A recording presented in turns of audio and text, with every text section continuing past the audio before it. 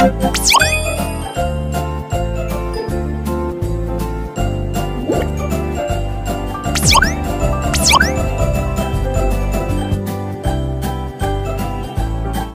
My dear students, welcome back to the channel. पिला माने आज आमे माने तृतीय श्रेणी रो आम भाषा आम साहित्य बहिर बण और बणी विषय क्वेश्चन आंसर आलोचना करिबा। ठीक अछि, यार अभ्यास कार्य आलोचना करिबा। बण और बणी विषयटर ना कोन? बण और बणी विषयटर अभ्यास कार्य स्टार्ट करिया पूर्व कहि रखिए पिला माने जे माने मो चैनल नुआ अछि चैनल को सब्सक्राइब करिनियो, पाखर थवा बेल आइकन को प्रेस करिनियो, जहाँ फल कि अपलोड करुवा नुआ नुआ वीडियो नोटिफिकेशन तुम मान पाखे सर्वप्रथम पहुंची पार। हाँ पिला माने जदि पूर्व विषय गुड़ा तुम मैंने देखी ना तेबे मो चैनल को जाइए प्लेलिस्ट रे तृतीय श्रेणी साहित्यर सबुजाक वीडियो अच्छी देखिनियो। ठीक अच्छे, चलो लेट न करी अभ्यास कार्यर सॉरी ए विषय आग कष्ट शब्द केते गुड़े देखि नेबा, तापर अभ्यास कार्य आलोचना करबा। ठीक अच्छे, कष्ट शब्द देखिनियो, नोट करिनियो। किया कहिले काहीकि, पासे कहिले पाखकु, घसीबा कहिले माजिबा, आपणा कहिले निजर, नीति कहिले नीति दिन, जात कहिले जात्रा, सरधा कहिले श्रद्धा, लेउटी कहिले फेरी, बंदी कहिले बंद होइथिबा, सरग कहिले स्वर्ग, पंजुरी कहिले पक्षी रहुथुबा स्थान, पराण कहिले प्राण, लोड़ा कहिले दरकार। ठीक अच्छे, तापर देखिनियो। अधीन कहिले अनुगत, लेउटी कहिले फेरिबा। ठीक अच्छे, अभ्यास कार्य देखिनेबा। वर्तमान अभ्यास कार्य 1 नंबर कौन कहिछि? 1 नंबर कहिछि आस कवितारू खोजी कहिबा। क नंबर, किए महुल फूल को गणुथला? महुल गछ डाଳରେ बसी बणीटीए महुल फूल को गणुथला। ठीक अच्छे। ख नंबर, बणी गछ डाଳରେ थंट घसुथुआ बेले कुना ताकू कौन कहिला? कुना ताकू कौन कहिला? आंसर देखिनियो। बणी बणर महुल डाଳରେ बसी निजर थंट घसुथुआ बेले कुना ताकू निज पाखकू डाकिला। मिठा पिजुली, कदली, छेना, सर आदि खाइबाकू देबो बोली कहिला। रहिबा पई सुना पंजुरी, खाइबा पई रूपा थाली रे भात, पीबा पई सुना गिनारे पानी देबा पई कुना बणी को कहिला। कुना बणी को ए सब कथा कहउथला ना नहीं? तापर देखो ग नंबर, कुना बणी को कौन खाइबाकू देबो बोली कहिला? बणीटी पाखकू आसिले कुना ताकू पिजुली, कदली, छेना, सर खाइबाकू देबो बोली कहिला। घ नंबर, बणी काहाकू निजर मित्र बोली कहिला?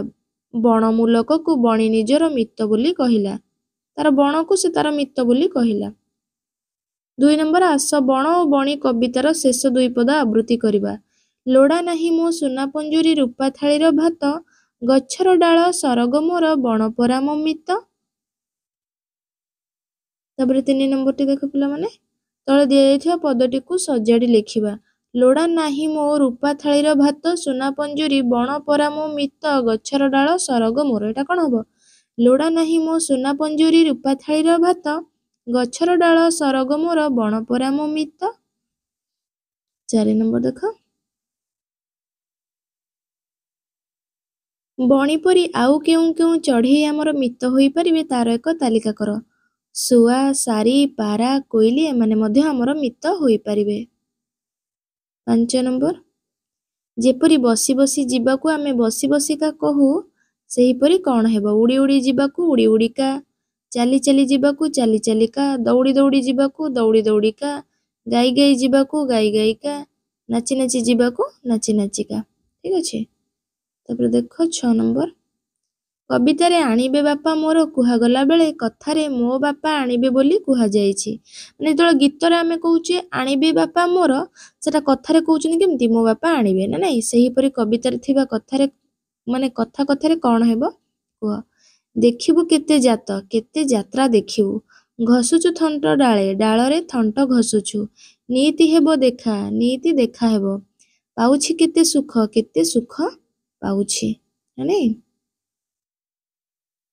7 नंबर कौन देछि?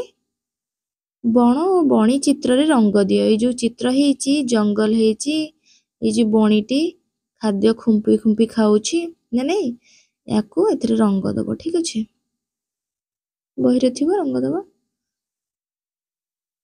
8 ନମ୍ବର ଆସ ପଦ୍ୟ ରୂପକୁ ଗଦ୍ୟରେ ପ୍ରକାଶ କରିବା। ସରଧାର ଶ୍ରଦ୍ଧା, ନୀତିର ନୀତି, ସରଗର ସ୍ୱର୍ଗ, ପରାଣର ପ୍ରାଣ। ମାନେ ଏମିତି ଆଉ କେତୋଟି ଶବ୍ଦ ଖୋଜି ସେଗୁଡ଼ିକୁ ଗଦ୍ୟରେ ପ୍ରକାଶ କର। ଯାତରା ଯାତ୍ରା, ମିତ ମିତ୍ର, ବରଷା ବର୍ଷା, ସୁଖେ ସୁଖରେ।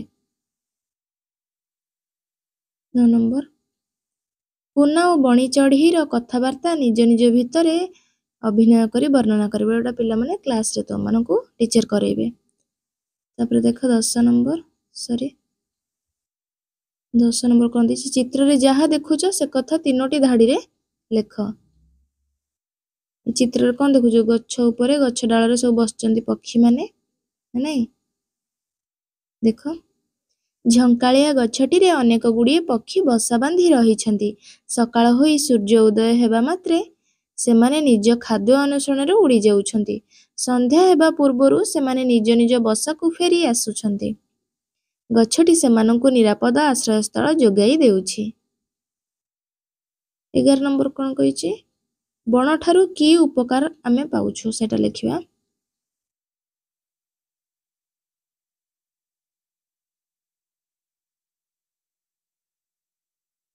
ବଣରୁ ଆମେ ଜାଳେଣୀ ନିମନ୍ତେ କାଠ, ବାସଗୃହ ଓ ଅନ୍ୟାନ୍ୟ ଆସବାବପତ୍ର ତିଆରି ପାଇଁ କାଠ, ଫଳମୂଳ ଓ ଅନ୍ୟାନ୍ୟ ଜଙ୍ଗଲଜାତ ଦ୍ରବ୍ୟ ପାଇଥାଉ। ଜଙ୍ଗଲ ପଶୁପକ୍ଷୀମାନଙ୍କର ଆଶ୍ରୟସ୍ଥଳ। ଜଙ୍ଗଲର ଗଛମାନେ ବାୟୁମଣ୍ଡଳକୁ ଅମ୍ଳଜାନ ଯୋଗାଇ ଦେଇ ପ୍ରାଣୀ ଜଗତର ଅଶେଷ ଉପକାର କରନ୍ତି। ନାଇଁ? ଜଙ୍ଗଲ ଥିବାରୁ ବର୍ଷା ହୁଏ, ମୃତ୍ତିକା କ୍ଷୟ ହୁଏ ନାହିଁ, ପ୍ରାକୃତିକ ଦୁର୍ବିପାକରୁ ରକ୍ଷା ମିଳେ। ନାଇଁ? ପ୍ରାକୃତିକ ଦୁର୍ବିପାକରୁ ରକ୍ଷା ମିଳେ। ଜଙ୍ଗଲ ପୃଥିବୀର ଭାରସାମ୍ୟ ରକ୍ଷା କରିଥାଏ। ଆମେ ବଞ୍ଚି ରହିବାରେ ଜଙ୍ଗଲର ଅନେକ ଅବଦାନ ରହିଛି। ନାଇଁ? ପିଲାମାନେ ତୁମମାନଙ୍କର ଏହି ଅଭ୍ୟାସ କାର୍ଯ୍ୟଟି ଏଇଠି ସମାପ୍ତ ହୋଇଯାଇଛି। ଆଶା କରୁଛି ପିଲାମାନେ ତୁମେମାନେ ଏହି ଭିଡ଼ିଓ ମାଧ୍ୟମରେ ସମ୍ପୂର୍ଣ୍ଣ ବିଷୟର ଅଭ୍ୟାସ କାର୍ଯ୍ୟ ଗୁଡ଼ିକୁ ବହୁତ ଭଲ ଭାବେ ବୁଝିପାରିଥିବ। ଯଦି ବୁଝିପାରିଲ ଭିଡ଼ିଓରେ ଗୋଟେ ଲାଇକ୍ କରିଦିଅ। ସାଙ୍ଗମାନଙ୍କ ସହିତ ଭିଡ଼ିଓଟିକୁ ବହୁ ମାତ୍ରାରେ ସେୟାର କର, ଯାହାଫଳରେ ସେମାନେ ମଧ୍ୟ ଉପକୃତ ହୋଇପାରିବେ। ଆଉ ହଁ ପିଲାମାନେ, ଯଦି ମୋ ଚ୍ୟାନେଲରେ ନୂଆ ଅଛି ଚ୍ୟାନେଲକୁ ସବସ୍କ୍ରାଇବ୍ କରି ପାଖରେ ଥିବା ବେଲ୍ ଆଇକନକୁ ପ୍ରେସ୍ କର। Thank you.